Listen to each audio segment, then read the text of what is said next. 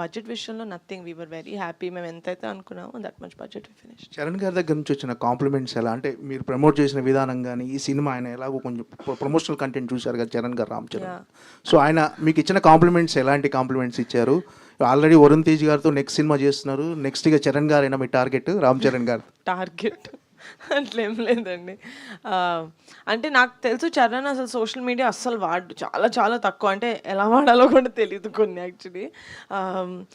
అలాంటిది చరణ్ అన్న వచ్చి, యాక్చువల్లీ మేము పికిల్ బాల్ వీడియో చేసింది అది చరణ్ అన్నదే కోట్ అనమాట.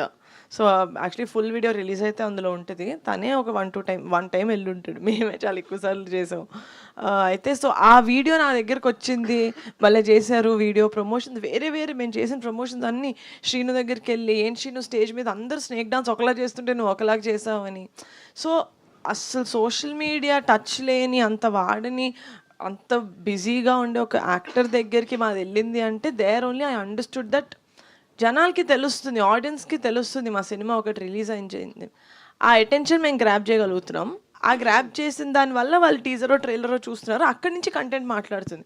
సో చరణ్ అన్న చెప్పినప్పుడు నాకు అదొక వ్యాలిడేషన్ లాగా అనిపించింది, ఓకే మనం వెళ్తుంది, మనం అనుకుంది అవుతుంది అని. So the biggest compliment that he gave was, మీరు ప్రమోషన్స్ బాగా చేస్తున్నారు, మీ వీడియోలు బాగా అవుతున్నాయి కదా, మీరే చెప్పండి మరి పెద్ద డీల్ అవ్వట్లేదని అని. సో సంతోష్ గారు సంతోష్ వచ్చాడు, సంగీత్ గారు సంగీత్ చరణ్ అన్నది ఫుల్ వీడియో రిలీజ్ అవ్వని, ఎవరైనా నీ పేరు తప్పు చెప్తారు, మనం తర్వాత చెప్పండి సార్. నేను సంతోష్ గారికి మెసేజ్ పెట్టి చెప్పండి.